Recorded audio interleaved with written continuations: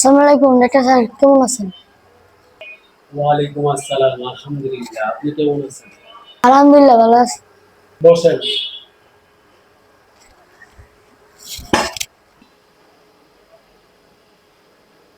আপনার কি সমস্যা আজকে?